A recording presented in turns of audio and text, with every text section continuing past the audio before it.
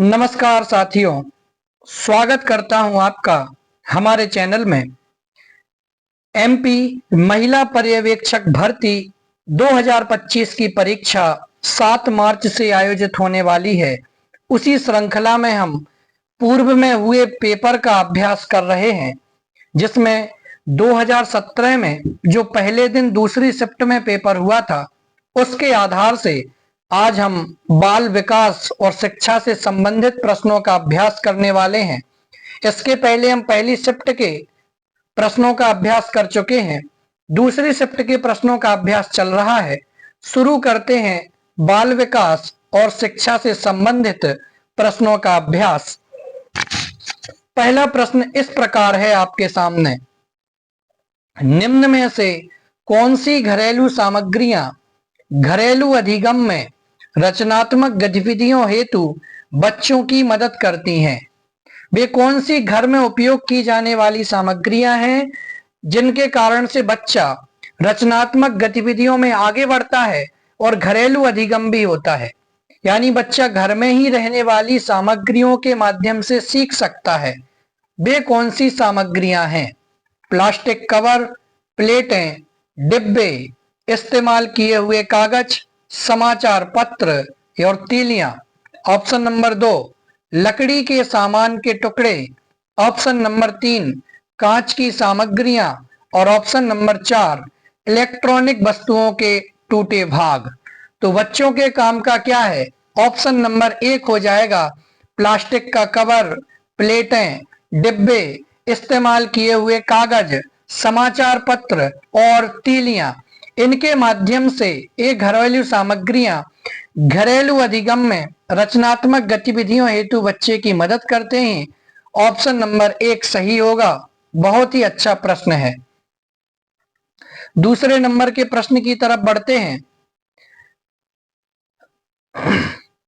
निम्न में से कौन सा औपचारिक मार्ग निर्देश बाल संरक्षण कार्य से संबंधित है? कौन सा औपचारिक मार्ग निर्देश बाल संरक्षण के कार्य से संबंधित है? ऑप्शन नंबर 1 बच्चों को सुरक्षित रखने के लिए मिलकर कार्य करना 2006 में, गोपनीयता नहीं 2000, प्रत्येक बच्चा महत्वपूर्ण है 2003 और बाल परिवीक्षा अनुसंधान के संदेश 1995। तो कौन सा औपचारिक मार्ग निर्देश बाल संरक्षण कार्य से संबंधित है? तो ऑप्शन नंबर 1 कि बच्चों को सुरक्षित रखने के लिए मिलकर कार्य करना चाहिए और 2006 का है। आगे बढ़ते हैं। तीसरे नंबर का प्रश्न, वह कथन चुने जो मूल प्रतिवर्तों के नियंत्रण को सर्वोत्तम वर्णित करता है। मूल प्रतिवर्तों के नियंत्रण को सर्वोत्तम वर्णित कौन करता है? ऑप्शन नंबर 1 मस्तिष्क के ग्रे भाग में प्रतिवर्त होते हैं। ऑप्शन नंबर 2 मध्य मस्तिष्क मूल प्रतिवर्तों को नियंत्रित करता है। ऑप्शन नंबर 3 सेरेब्रल कॉर्टेक्स प्रमस्तिष्कीय बलकुट प्रतिवर्तों को घटित होने के लिए संकेत देता है। और ऑप्शन नंबर 4 देखभालकर्ताओं द्वारा प्रबलन प्रतिवर्त गतिविधि नियंत्रित करता है। तो इसके संबंध में सही कथन क्या है? ऑप्शन नंबर 2 मध्य मस्तिष्क मूल प्रतिवर्तों को नियंत्रित करता है। ऑप्शन नंबर 2 सही हो जाएगा। चौथे प्रश्न की तरफ बढ़ते हैं। घरेलू अधिगम में माता पिता बच्चों से अंतरक्रिया करते हैं, वे बच्चे सीखते हैं। घरेलू अधिगम में माता पिता बच्चों से अंतरक्रिया करते हैं, वे बच्चे कैसे सीखते हैं? ऑप्शन 1 बात करना, ऑप्शन 2 विचार करने के लिए, ऑप्शन 3 चित्र रंगना या ऑप्शन 4 चित्र मिलाना। तो घरेलू अधिगम में माता पिता बच्चों से अंतरक्रिया करते हैं, तो वे बच्चे कैसे सीखते हैं? तो ऑप्शन नंबर आपका 1 सही होगा, बात करने के माध्यम से सीखते हैं। आगे बढ़ते हैं। प्रश्न नंबर 5 आनुवांशिकता के बारे में निम्न में से कौन सी भ्रामक धारणा है? आनुवांशिकता के संबंध में भ्रामक धारणा कौन सी है? ऑप्शन नंबर 1 आनुवांशिकता का अर्थ है कि व्यक्ति में परिवर्तन नहीं होगा। ऑप्शन नंबर 2, किसी प्रबल आनुवांशिक घटक वाले गुण को प्रभावित करने का प्रयास निष्फल होता है। ऑप्शन नंबर 3, यदि कोई गुण आनुवांशिक है तो विरासत में प्राप्त विविध लोगों पर इसके प्रभाव समान होंगे। या ऑप्शन 4, उपरोक्त सभी। तो आनुवांशिकता के बारे में भ्रामक धारणा कौन सी है? तो भैया आनुवांशिकता का अर्थ लोग समझते हैं कि व्यक्ति में परिवर्तन नहीं होगा, जबकि ऐसा नहीं है। लोग समझते हैं आनुवांशिकता से कि किसी प्रबल आनुवांशिक घटक वाले गुण को प्रभावित करने का प्रयास निष्फल होता है, और लोग ये भी मानते हैं कि यदि कोई गुण आनुवांशिक है तो विरासत में प्राप्त विविध लोगों पर इसके प्रभाव एक समान होंगे, जबकि ऐसा नहीं है। तो ऑप्शन नंबर 4 आपका सही होगा, उपरोक्त सभी। कि आनुवांशिकता के संबंध में जो ऑप्शन नंबर 1, 2 और 3 में भ्रामक धारणाएं दी गई हैं वे सभी सच हैं। चलिए आगे बढ़ते हैं। 6 नंबर का प्रश्न, मनुष्य के निम्न में से कौन से लक्षण आनुवांशिकता द्वारा निर्धारित होते हैं? कौन से लक्षण आनुवंशिकता के द्वारा निर्धारित होते हैं? ऑप्शन नंबर 1, ऊंचाई। ऑप्शन 2, त्वचा का रंग। ऑप्शन 3, व्यक्तित्व। या ऑप्शन 4, उपरोक्त सभी। तो कौन से लक्षण आनुवांशिकता के माध्यम से निर्धारित होते हैं? तो ऑप्शन नंबर 4 आपका सही हो जाएगा, उपरोक्त सभी। कि ऊंचाई भी आनुवांशिकता के माध्यम से निर्धारित होती है, त्वचा का रंग और व्यक्तित्व, इन सभी पर आनुवांशिकता का प्रभाव दिखाई देता है। प्रश्न नंबर 7 की तरफ बढ़ते हैं कि निम्न में से कौन एक विशिष्ट अधिगम निषक्तता का उदाहरण है? विशिष्ट अधिगम निषक्तता का उदाहरण कौन सा है? ऑप्शन 1, मानसिक मंदन। Option 2, ADHD। Option 3, dyslexia. या ऑप्शन 4, ऑटिस्टिक स्पेक्ट्रम विकार। विशिष्ट अधिगम निषक्तता का उदाहरण क्या है? ऑप्शन 3, डिसलेक्सिया है। आगे बढ़ते हैं। 8 नंबर प्रश्न, भावनात्मक व्यवधान का हल्का स्वरूप है। भावनात्मक व्यवधान का हल्का स्वरूप है, क्या है? बोलिए। साइकोसिस, ऑटिज्म, सिजोफ्रेनिया या न्यूरोसिस। क्या है भावनात्मक व्यवधान का हल्का रूप? तो ऑप्शन नंबर 1 आपका सही हो जाएगा कि साइकोसिस भावनात्मक व्यवधान का हल्का स्वरूप है। प्रश्न नंबर 9 देखते हैं कि घरेलू अधिगम का एक उद्देश्य है। घरेलू अधिगम का उद्देश्य क्या है? ऑप्शन नंबर 1, 0 से 3 साल के बच्चों की समग्र विकासात्मक प्रक्रिया में सुधार करना। ऑप्शन नंबर 2, 20 से 22 साल के आयु के लोगों के समग्र विकास में सुधार करना। ऑप्शन 3, वयोवृद्ध अवस्था के समग्र विकास में सुधार करना। या ऑप्शन 4, उपरोक्त सभी। तो घरेलू अधिगम का उद्देश्य क्या है? तो घरेलू अधिगम का उद्देश्य है कि 0 से 3 साल के बच्चों की समग्र विकासात्मक प्रक्रिया में सुधार। तो आपका ऑप्शन नंबर 1 सही हो जाएगा। आगे बढ़ते हैं 10वें नंबर प्रश्न की तरफ। मानसिक मंदित बच्चों का IQ स्कोर क्या होता है? मानसिक मंदित बच्चों का IQ स्कोर क्या होता है? ऑप्शन 1, 80, 2, 90, 3, 65 या 4, 70। तो मानसिक मंदित बच्चों का IQ स्कोर 70 होता है।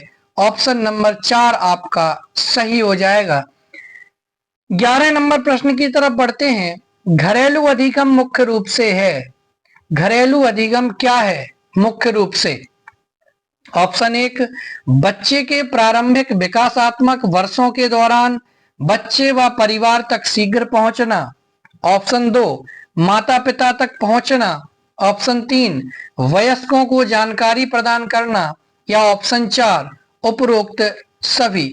तो घरेलू अधिगम क्या है कि जब बच्चा छोटा होता है तब वह घरेलू अधिगम के माध्यम से सीखता है। तो ऑप्शन नंबर 1 आपका सही हो जाएगा कि बच्चे के प्रारंभिक विकासात्मक वर्षों के दौरान बच्चे व परिवार तक शीघ्र पहुंचना। 12 नंबर प्रश्न की तरफ बढ़ते हैं विकास को इस प्रकार परिभाषित किया जाता है। किस प्रकार परिभाषित किया जाता है? जन्म से वृद्धावस्था तक मनुष्यों की वृद्धि। ऑप्शन 2, जीवन चक्र के दौरान अधिक ज्ञानवर्धन और दैहिक कुशलता।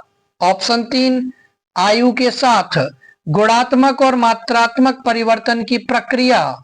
या ऑप्शन 4, एक प्रक्रिया जिसमें मानसिक और दैहिक परिवर्तन आयु के साथ त्वरित होते हैं। तो विकास को इस प्रकार परिभाषित किया जाता है। किस प्रकार? कि ऑप्शन नंबर 3 आपका सही होगा। ये तो आपने यदि सीटेट का पेपर दिया होगा तो आपने पढ़ा होगा कि गुणात्मक और मात्रात्मक परिवर्तन दोनों प्रकार का परिवर्तन विकास में होता है। तो ऑप्शन नंबर 3 आपका सही हो जाएगा कि आयु के साथ गुणात्मक और मात्रात्मक परिवर्तन की प्रक्रिया ही विकास कहलाती है। प्रश्न नंबर 13 देखते हैं। जब बच्चे माता पिता के साथ पौधों को पानी देने के कार्य में प्रतिभाग करते हैं, हिस्सा लेते हैं, तो वे निम्न अवधारणा विकसित करते हैं। वे कौन सी अवधारणा विकसित करते हैं? जब बच्चे माता पिता के साथ पौधों को पानी देने के कार्य में प्रतिभाग करते हैं। ऑप्शन 1 वृद्धि, ऑप्शन 2 विकास, 3 निष्पादन या ऑप्शन 4 रंग। तो कौन सी अवधारणा विकसित करते हैं? तो ऑप्शन नंबर 1 आपका सही हो जाएगा कि वे वृद्धि की अवधारणा को विकसित करते हैं। 14 नंबर का प्रश्न देखें कि प्रथम दांत दिखने की औसत आयु है। कि जब नवजात शिशु का पहला दांत दिखाई देता है, छोटे बच्चे का पहला दांत दिखाई देता है, तो उसकी औसत आयु कितनी मानी गई है? ऑप्शन 1 3 महीने की, ऑप्शन 2 7 महीने, ऑप्शन 3 12 महीने या ऑप्शन 4 18 महीने। तो प्रथम दांत दिखने की औसत आयु ऑप्शन नंबर 2 आपका सही होगा, 7 महीने मानी गई है। 15 नंबर के प्रश्न की तरफ बढ़े आगे कि घरेलू अधिगम में माता पिता बच्चों को कहानियां पढ़कर सुनाते हैं। वे सीखते हैं। कैसे सीखते हैं? पढ़ने के लिए सीखते हैं, विचार करने के लिए सीखते हैं, लिखने के लिए सीखते हैं या अनुकरण करने के लिए सीखते हैं। तो माता पिता बच्चों को कहानियां पढ़कर सुनाते हैं, वे सीखते हैं, पढ़ने के लिए सीखते हैं। ऑप्शन नंबर 1 आपका सही हो जाएगा। आगे बढ़ते हैं। 16 नंबर का प्रश्न, घर में वार्तालाप बढ़ने पर बच्चे सीखते हैं। क्या सीखते हैं जब घर में वार्तालाप बढ़ता है? ऑप्शन 1 आरक्षण, 2 भाषा की कुशलता विकसित करना, ऑप्शन 3 बाहर जाना या ऑप्शन 4 अधिक खोजबीन करना। तो जब घर में वार्तालाप बढ़ता है तो भाषा की कुशलता विकसित करना ये मुख्य उद्देश्य हो जाता है। ऑप्शन नंबर 2 एकदम सही हो जाएगा।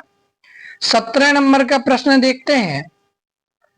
सामाजिक अंतरक्रिया और संप्रेषण में गंभीर बाधा जैसे लक्षणों का शीघ्र दिखना निम्न में से किसका संकेत माना जा सकता है?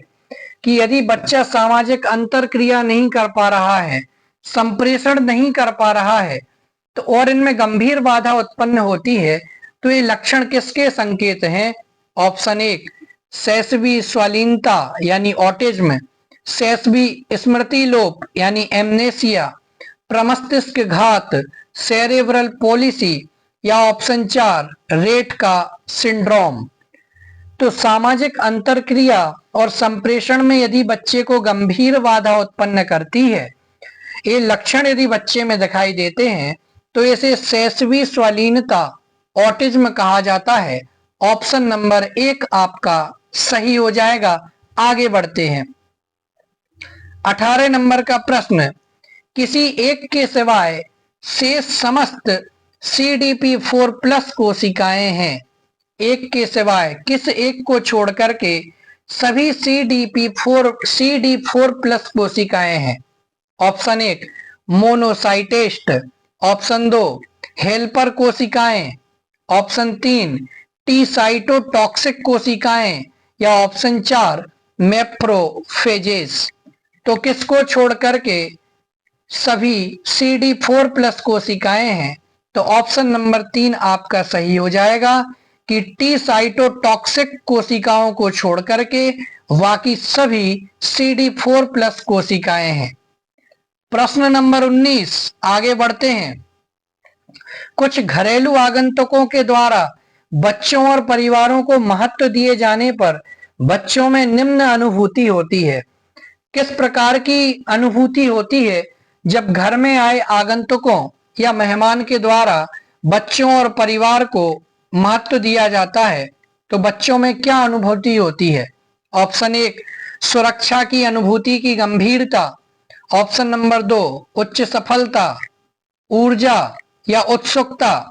तो ऑप्शन नंबर 1 सही हो जाएगा कि जब बच्चों को महत्व दिया जाता है तो उनमें सुरक्षा की अनुभूति की गंभीरता होती है।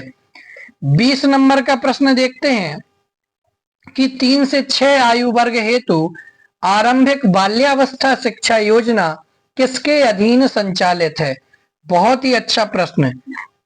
3 से 6 आयु वर्ग के बच्चों के लिए आरंभिक बाल्यावस्था शिक्षा योजना किसके अधीन संचालित है? ऑप्शन 1 सर्व शिक्षा अभियान, ऑप्शन 2 राजीव गांधी शिक्षा योजना, ऑप्शन 3 प्रारंभिक शिक्षा का सार्वभौमिकरण या ऑप्शन 4 शिशु विद्या योजना। सर्व शिक्षा अभियान सभी जगह लिखा होता है तो आप गलती से इस ऑप्शन को टिक नहीं कर दें। ऑप्शन नंबर आपका 3 सही होगा कि प्रारंभिक शिक्षा का सार्वभौमिकरण इस योजना के अंतर्गत या इसके अधीन 3 से 6 साल के बच्चों के लिए आरंभिक बाल्यावस्था शिक्षा योजना संचालित है। प्रश्न नंबर 21 देखते हैं। कौन सा प्रावधान बाल दुर्व्यवहार के संदिग्ध मामलों की जांच के लिए स्थानीय प्राधिकारियों का प्रमुख कर्तव्य निर्धारित करता है? बाल दुर्व्यवहार के संदिग्ध मामलों की जांच के लिए स्थानीय प्राधिकारियों का प्रमुख कर्तव्य निर्धारित करता है कौन? S.31 बाल अधिनियम 1989, S.47 बाल अधिनियम 1989, S.17 बाल अधिनियम 1989 या S.11 बाल अधिनियम 2004। तो कौन सा प्रावधान बाल दुर्व्यवहार के संदिग्ध मामलों की जांच के लिए स्थानीय प्राधिकारियों का प्रमुख कर्तव्य निर्धारित करता है? ऑप्शन नंबर 2 आपका सही होगा S.47 बाल अधिनियम 1989। प्रश्न नंबर 22 देखना है। घरेलू आगंतुक होने चाहिए। तो घरेलू आगंतुक कैसे होने चाहिए? अच्छे द्विभाषी होने चाहिए, अच्छे सुलेखक होने चाहिए, स्पष्ट वक्ता होने चाहिए या स्पष्ट अभिव्यक्ति वाले होना चाहिए। तो घरेलू आगंतुक कैसे होने चाहिए? तो ऑप्शन नंबर आपका 1 सही होगा कि जो घरेलू आगंतुक हैं वे अच्छे द्विभाषी होना चाहिए। 23 नंबर का प्रश्न देखते हैं। घरेलू अधिगत के दौरान बच्चे निम्न के विकास के प्रयोग करते हैं। किस प्रकार के विकास के प्रयोग करते हैं? कल्पना, रंग, वृद्धि या आरक्षण। बोलिए, घरेलू अधिगत के दौरान बच्चे निम्न के विकास के प्रयोग करते हैं। तो ऑप्शन नंबर आपका 1 सही हो जाएगा कि कल्पना के विकास के प्रयोग करते हैं। 24 नंबर का प्रश्न देखते हैं कि एड्स के निदान हेतु प्रयुक्त पुष्टि परीक्षण है। एड्स के निदान हेतु प्रयुक्त पुष्टि परीक्षण है कौन सा है? Option 1 ELISA, option 2 western blot, option 3 ESR या ऑप्शन 4 PCR। एड्स के निदान हेतु प्रयुक्त पुष्टि परीक्षण कौन सा है? तो ऑप्शन नंबर 2 आपका सही हो जाएगा वेस्टर्न ब्लॉट। 25 नंबर का प्रश्न देखते हैं कि निम्न में से कौन सा राष्ट्रीय संगठन बच्चों को स्वास्थ्य और पोषण सेवाएं प्रदान करता है? कि बच्चों को स्वास्थ्य और पोषण सेवाएं प्रदान करने वाला राष्ट्रीय संगठन कौन सा है? Option 1 UNICEF, option 2 ICCW, option 3 WHO या ऑप्शन 4 FAO? बोलिए। बच्चों को स्वास्थ्य और पोषण सेवाएं प्रदान करने वाले राष्ट्रीय संगठन का नाम? ऑप्शन नंबर 2 ICCW आपका सही हो जाएगा। परीक्षा की दृष्टि से महत्वपूर्ण प्रश्न है। आगे बढ़ते हैं। 26 नंबर का प्रश्न, एकीकृत बाल संरक्षण योजना किस वर्ष लागू की गई? बहुत ही महत्वपूर्ण प्रश्न। एकीकृत बाल संरक्षण योजना कब लागू की गई? ऑप्शन 1 2009-2010 में, ऑप्शन 2 2012-13 में, ऑप्शन 3 2005 या 6 में, और ऑप्शन 4 2008-9 में। एकीकृत बाल संरक्षण योजना किस वर्ष लागू की गई? तो ऑप्शन नंबर आपका 1 सही हो जाएगा, 2009 से 2010 में। 27 नंबर का प्रश्न देखते हैं। शिशु के प्रथम वर्ष के दौरान यह निश्चित रूप से होता है। शिशु के पहले वर्ष के दौरान निश्चित रूप से क्या होता है?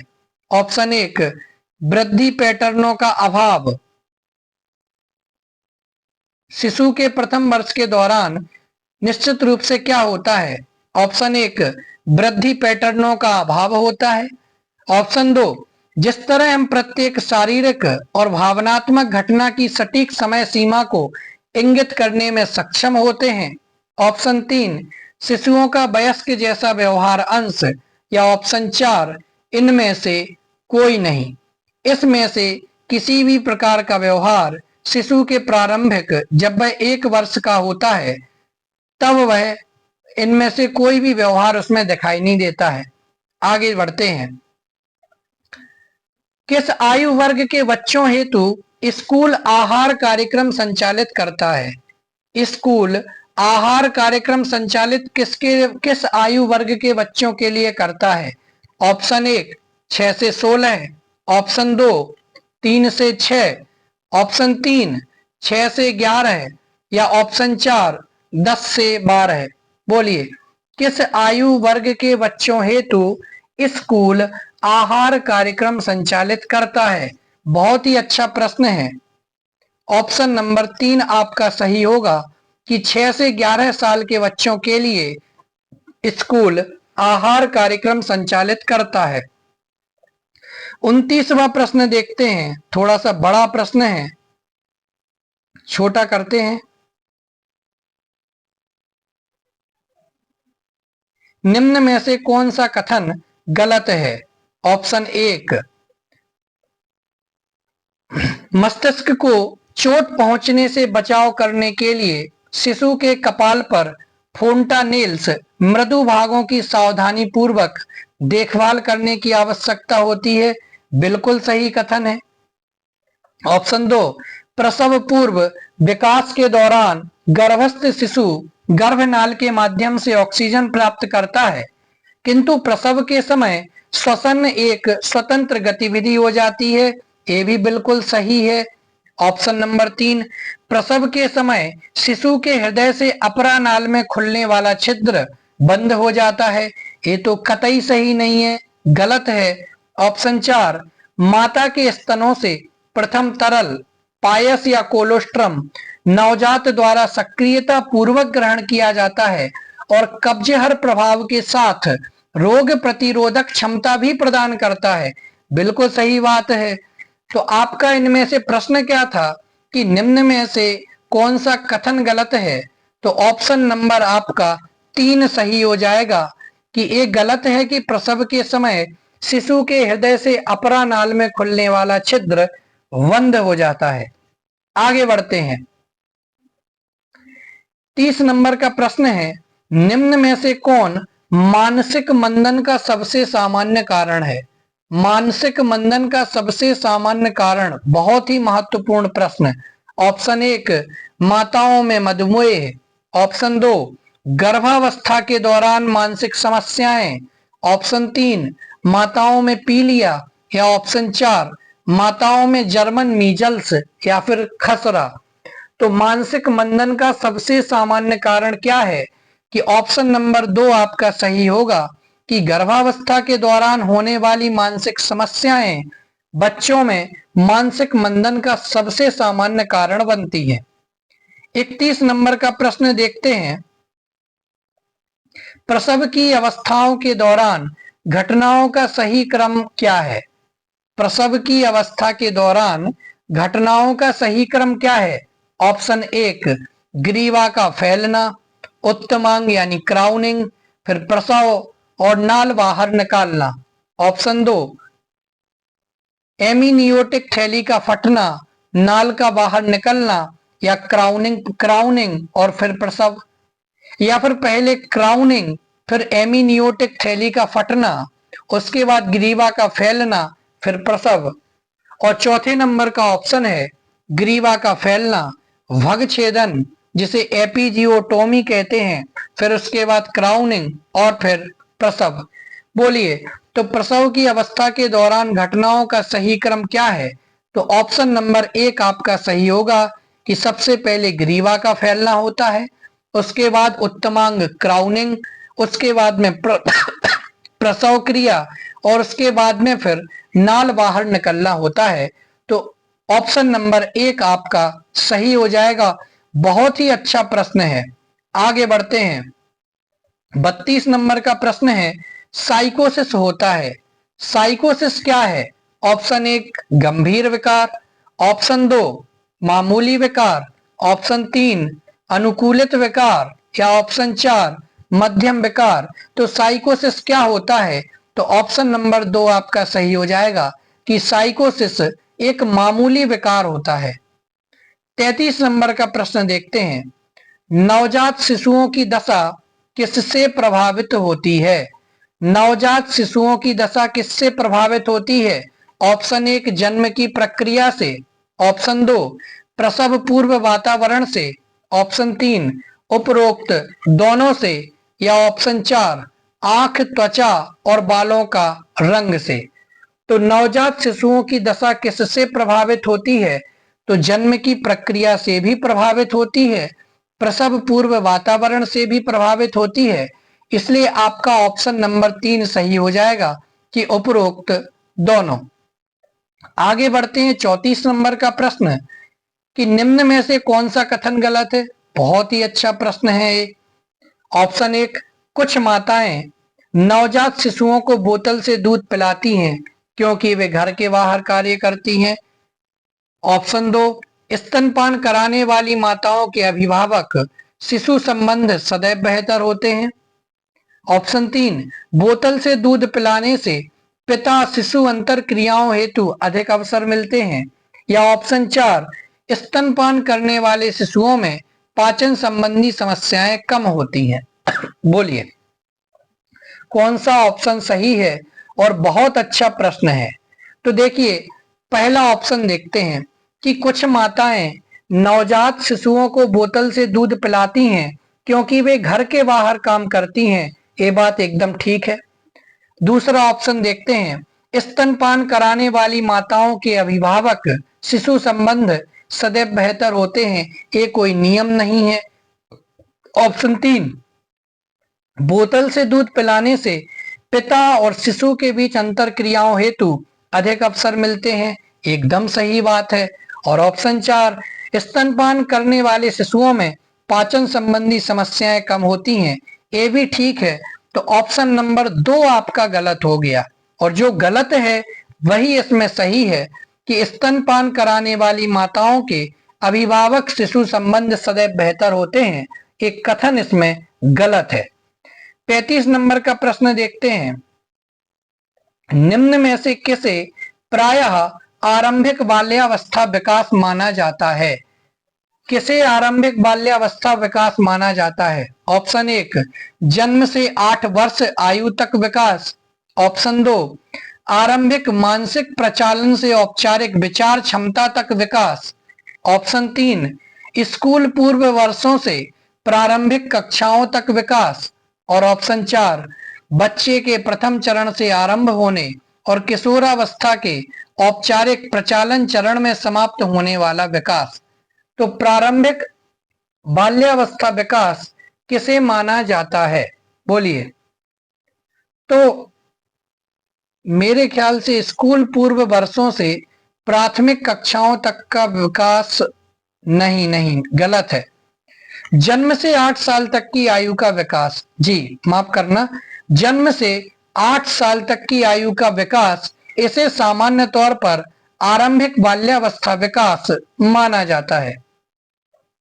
36 नंबर के प्रश्न की तरफ बढ़ते हैं। जब वाक्यांश या वाक्य बनाने के लिए दो या अधिक शब्दों को एक साथ रखा जाता है तो यह निम्न नियमों से एक का उदाहरण है। वाक्यांश या वाक्य बनाने के लिए दो या अधिक शब्दों को एक साथ रखना यह किसका उदाहरण है?